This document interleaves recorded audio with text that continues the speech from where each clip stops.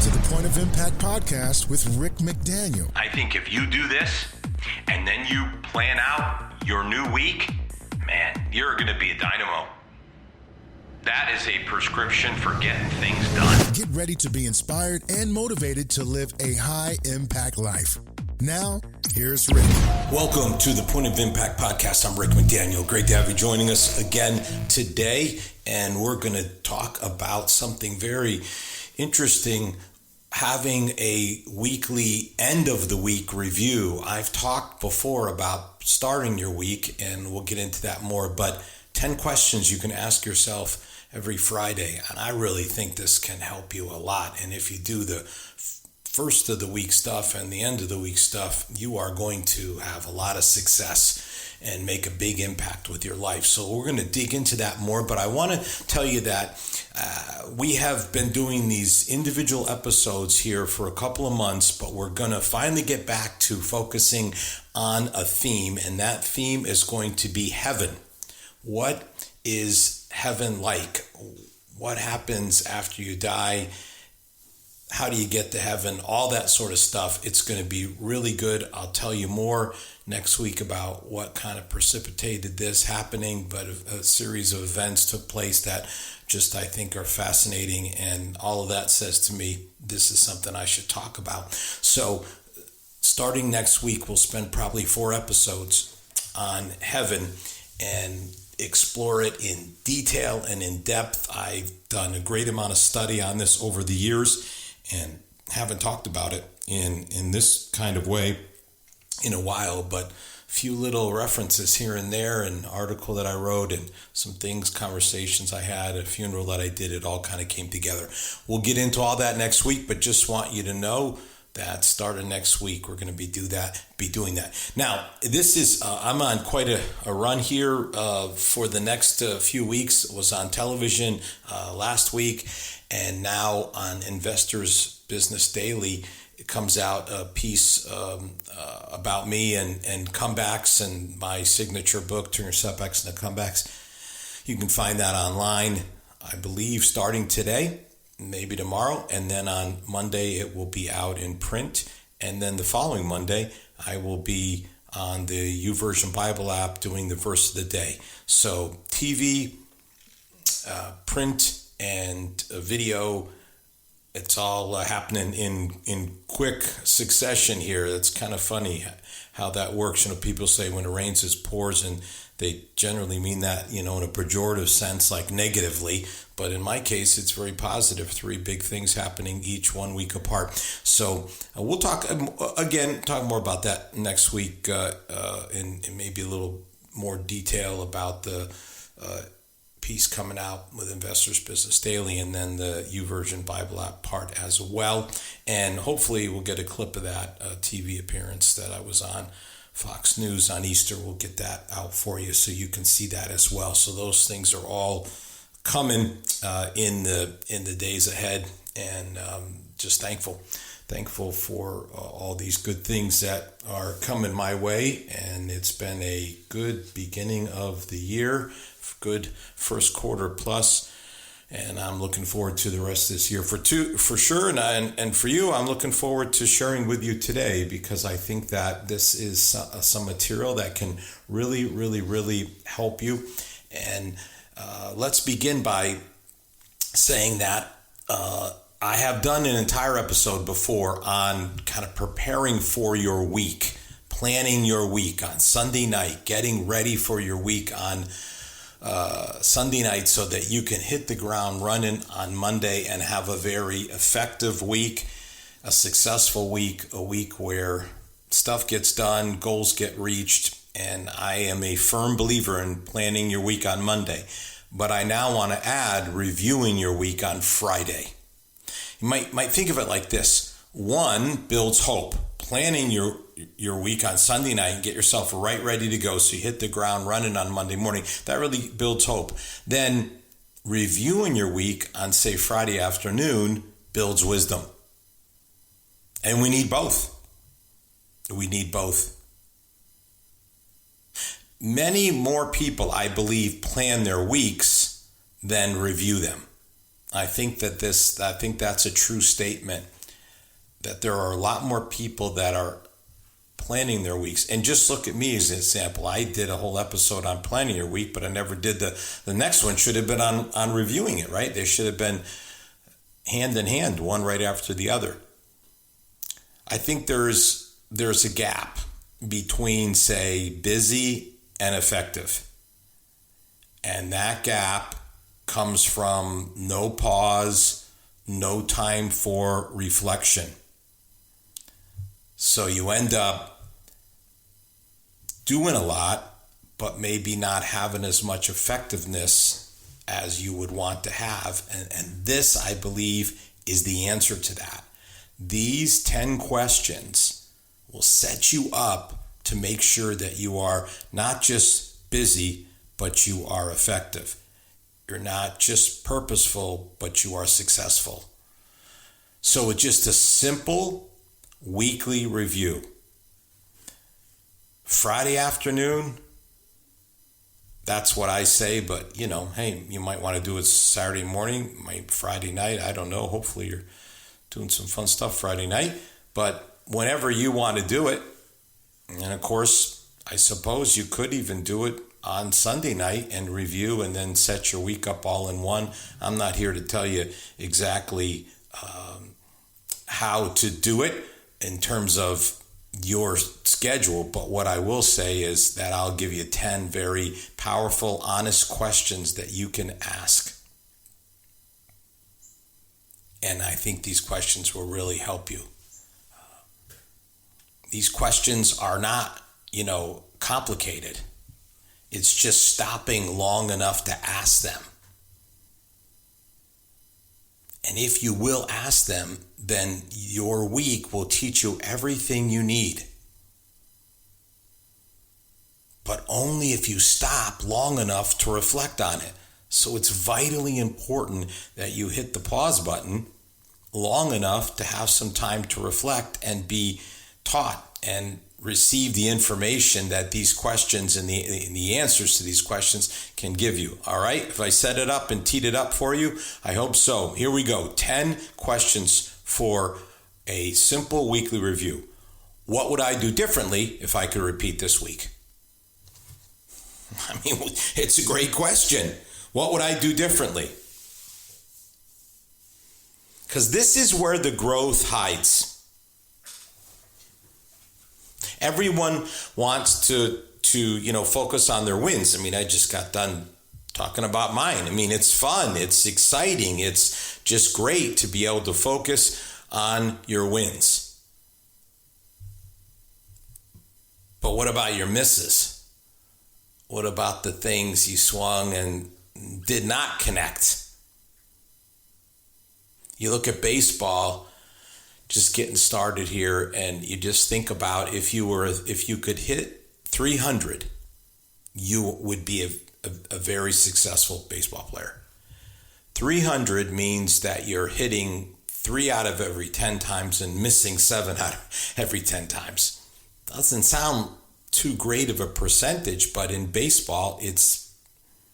And if you somehow were able to hit 400, 4 out of every 10 times, then you would be in legendary category, because the highest batting average for a season ever in baseball history is 406, just over 400. So that would make you an all-timer. So we're going to miss more than we hit. That's probably likely in life as it is in baseball. So what can we learn? What would I do differently? Like, if I could repeat this week, I shouldn't have taken that meeting, or I shouldn't have spent so much time in that project.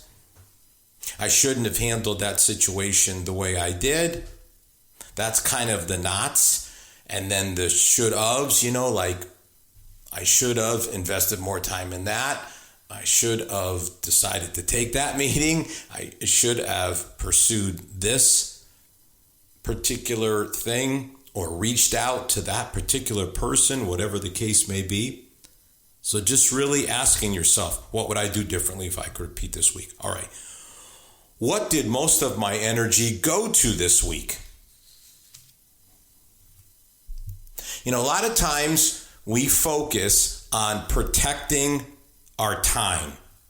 And I'm all about it. Someday I'm going to write a book on time.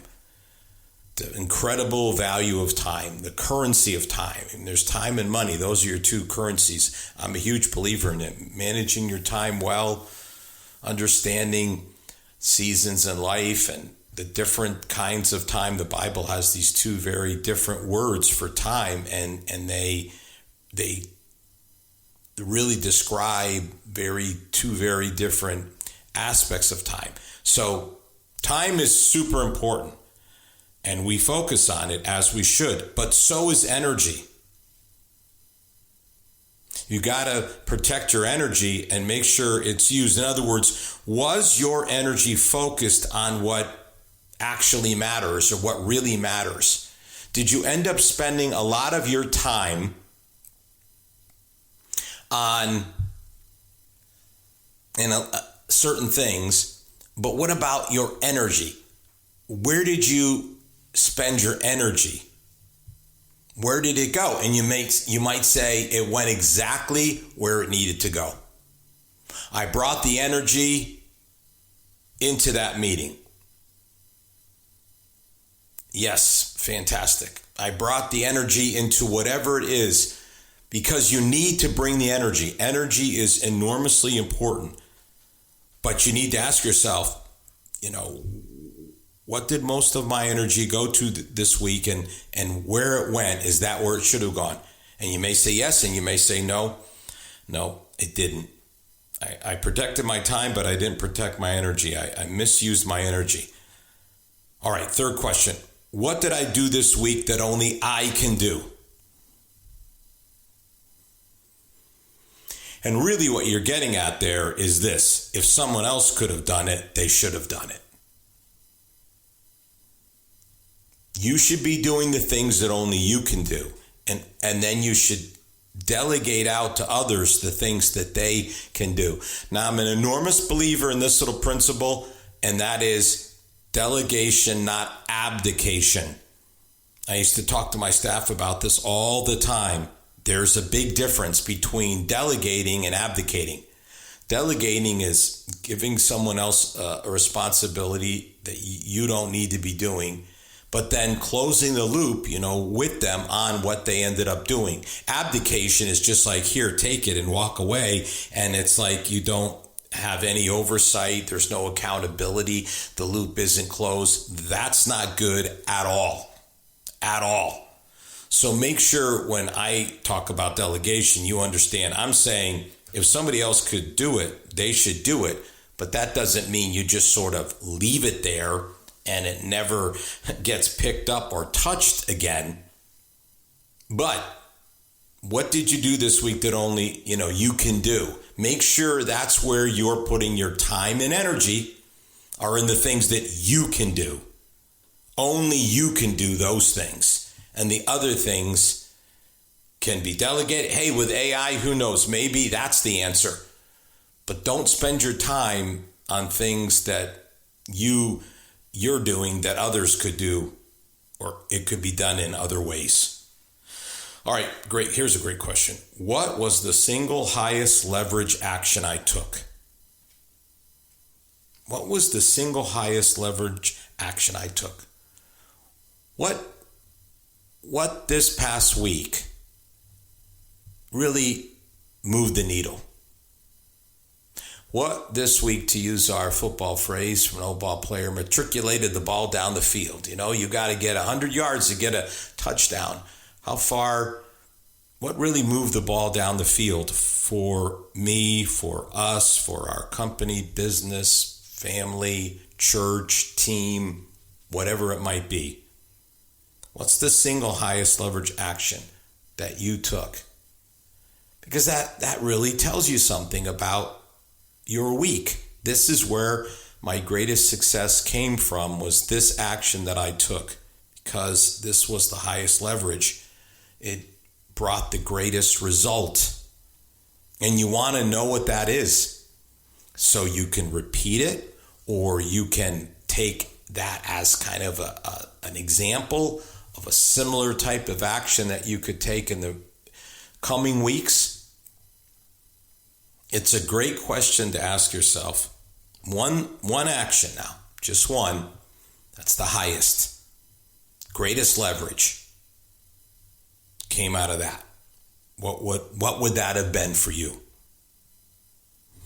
All right, here's another. What belief shaped my behavior this week? For better or worse, what belief shaped my behavior? For instance, you may have entered the week with this is going to be hard. Like you've got to confront somebody and have a difficult conversation. So you entered the week thinking this is going to be a hard week. Maybe you entered the week in the polar opposite of that. You looked at your schedule and you said, this is going to be an easy week or an easier week. I'm going to have a couple of meetings with people that I really enjoy meeting with. We're going to talk about a project that I'm extremely passionate about. Maybe even we're going to celebrate a success that we've had. Maybe you're going to have some time off in that week, or you're going to do a golf outing with a client and you're looking forward to playing on this new course, whatever the case may be. What was your belief? It's going to be easy, it's going to be hard. Or another way to look at it is, a negative or positive attitude about something. Did you go into the week with kind of a negative attitude about something? Like, I don't want to do this. I don't want to. I had something last week that I had to do, and I'm going to tell you what, I am not a procrastinator, but I put this off. Now, I had opportunity to put it off for a particular amount of time, and I did. And finally, I'm like, I've got to get this done. But I entered, the week thinking, oh man, I got to do that. Of course, as is many times the case, after it was done, I was like, oh man, I'm so glad I got that behind me. I'm so glad I did that. Or you may enter the week in a very positive frame of mind, like just really, looking forward to it. Like, this is going to be a big week. We're going to get a big sale this week. We're going to land a new client. We're going to finish this project that we've been working on. We're going to get a new piece of equipment into the factory that is going to make everything easier and better. What belief shaped your behavior? Because again, your behavior gets shaped by what you think is going to happen. All right, here's another one. What's one thing I should stop doing? It's a great question, man. That is a great question to ask yourself. A great question. What's one thing I should stop doing? Not everything deserves a place on your calendar. Starting next week. You look back at this past week and you're like, I shouldn't be doing that. That is not a good use of my time or my energy. It could be done by somebody else, or maybe that's not even an issue of delegation like I talked about earlier. It's just nobody should be doing it. Like, I should stop doing it. Nobody should do it. I don't need to do it. And then we get into this, and again, I've done episodes on this, entire episode on yes, an entire episode on no. Did I say a yes that should have been a no? Did I agree to do something, and upon further reflection now, I should have never said yes to that?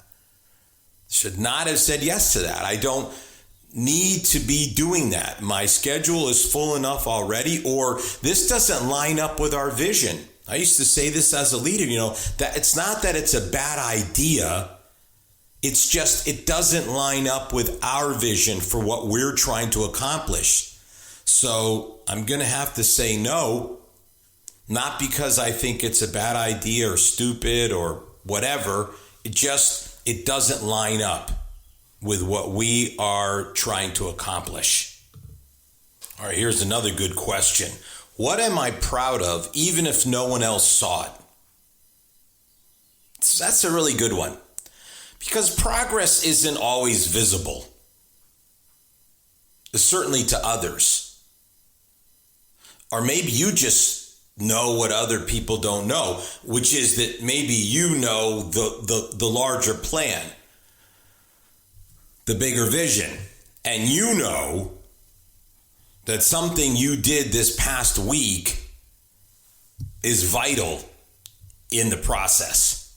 It's one of the steps that had to be taken. It's one of the projects that had to be completed. It's one of the things that had to get done.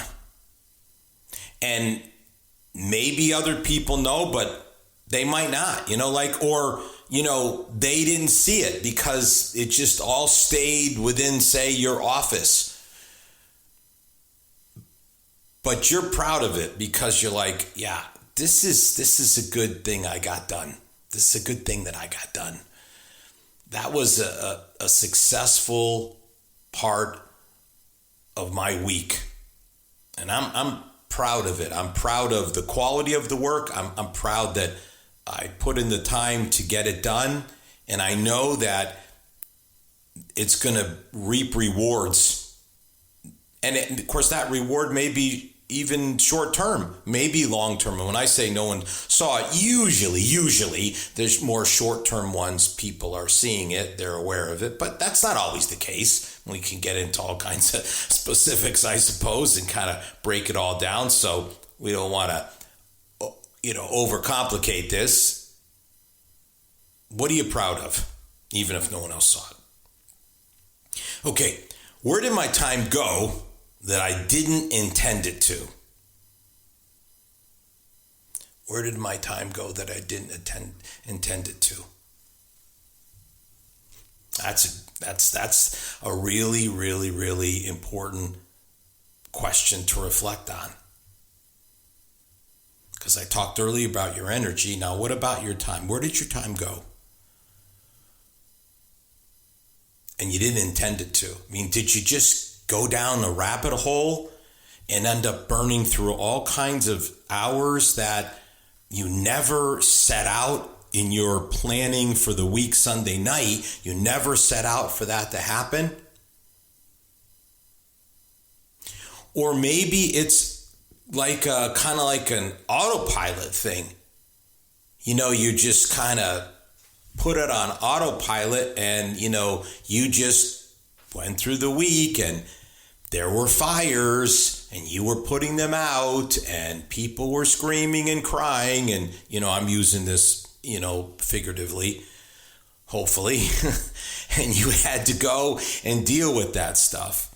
And so you're just sort of not really by choice now. Your time, you set out at the beginning of the week to accomplish certain things. Those things did not get accomplished. Let's just be truthful about it. They did not get accomplished.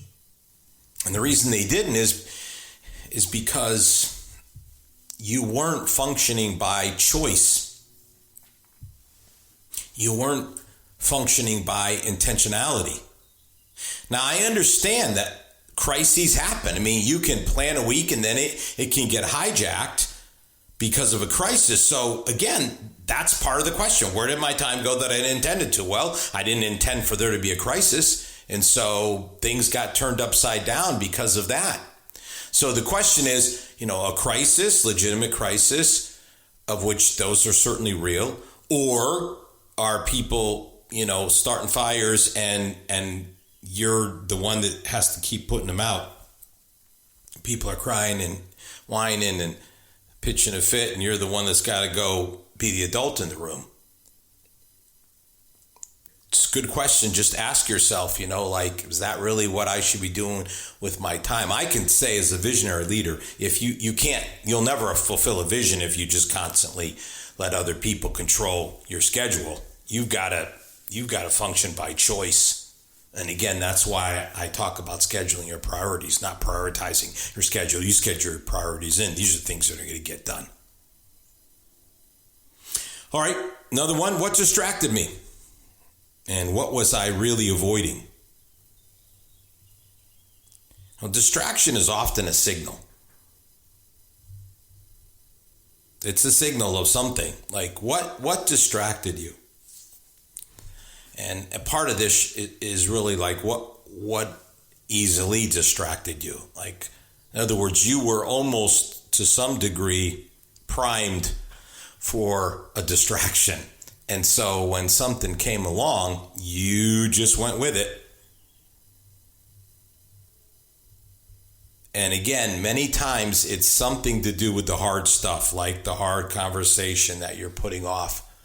The hard, like this thing that I had to do for the accountant. Who wants to do that? That's not, and in my previous professional life, it's not been something I've ever had to really even deal with, because there was a whole nother person that handled all this stuff. But now in this new era, it's on me.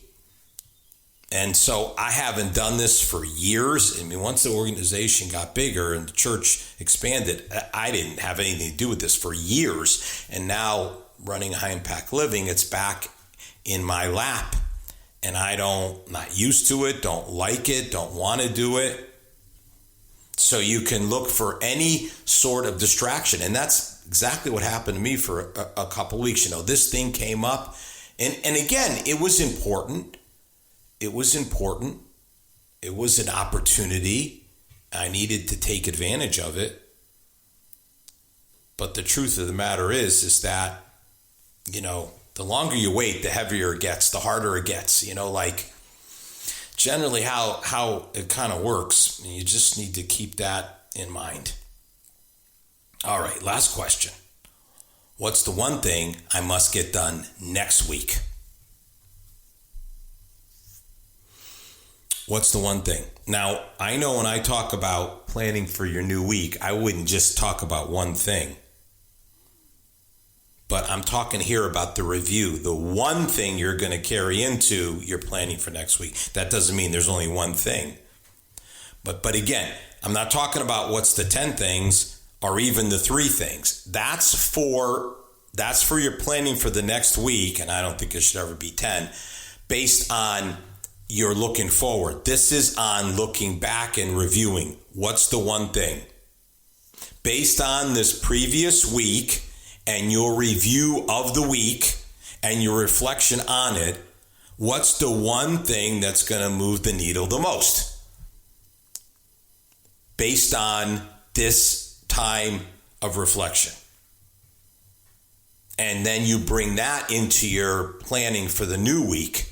Doesn't mean that's the only thing, again, but it's the thing you carry over from the previous week as the greatest insight. Like, this has got to get done. These 2 other things, 3 other things, big things, whatever, they need to be done too. But this one, it's the thing that out of last week's review and reflection, this is the thing. So it's just a really, really good question to ask yourself, and it bridges the previous week to the new week in a very seamless way. Now, I believe that these 10 questions, I really believe this is maybe 30 minutes. It could be even less than that. It could be 15 or 20 minutes of honest review and reflection.